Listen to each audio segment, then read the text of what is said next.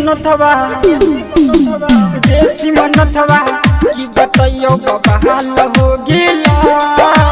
देसी मनोथवा की बताइयो बाबा हाल हो गेला। हमारा कॉलेज वाली छौरी से प्यार हो गेला। भाई ये प्यार हो गेला नैना लाचार हो गेला। रे भाई ये प्यार हो गेला नैना लाचार हो गेला। रे सुजितवा की बताइयो बाबा हाल हो गेला। रे सुजितवा की बताइयो बाबा हाल हो गेला। हमरा कॉलेज वाली छौरी से प्यार हो गेला। रे भाई रे प्यार हो गेला नैना लाचार हो गेला। रे भाई रे प्यार हो गेला नैना लाचार हो गेला। रे भाई रे प्यार हो गेला प्यार हो गेला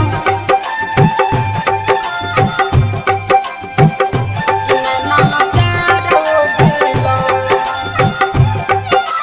अखिया में लागले कजरा होठवा में लाली।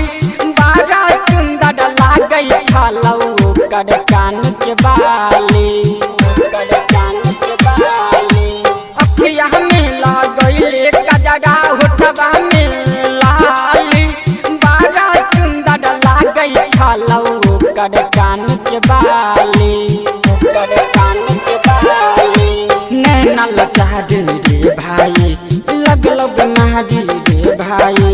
उतने में ता दिल बेकरार हो गेला।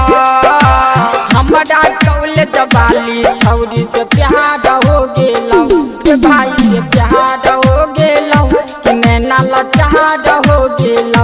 रे भाई रे प्यार हो गेला कि नैना लाचार हो गेला। रे भाई रे प्यार हो गेला प्यार हो गेला कि नैना लाचार हो गेला।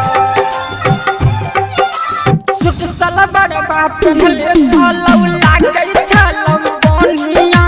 नाम पुछलियौ त नाम बतलकौ हमर नाम हौ रानिया। हमर नाम हौ रानिया। सूट सलवार पेन्हले छलौ लागै छलौ बनिया।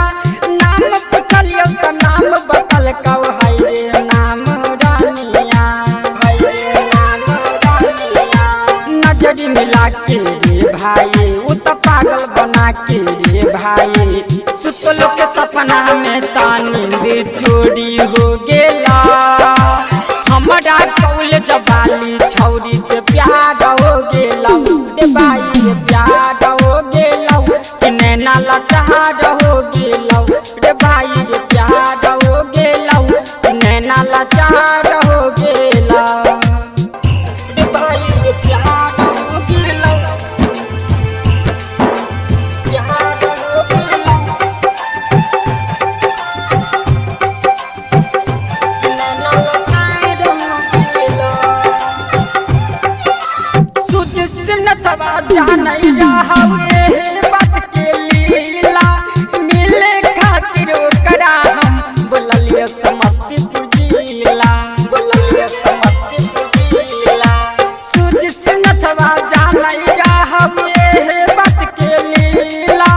मिले खातिर ओकरा हम बोललियै समस्तीपुर जिला। बोललियै समस्तीपुर जिला। शिवराज बवाली रे भाई की बताइयो रे भाई। सुतलो के सपना में अब त नींद चोरी हो गेला। हमारा कॉलेज वाली छौरी से प्यार हो गेला।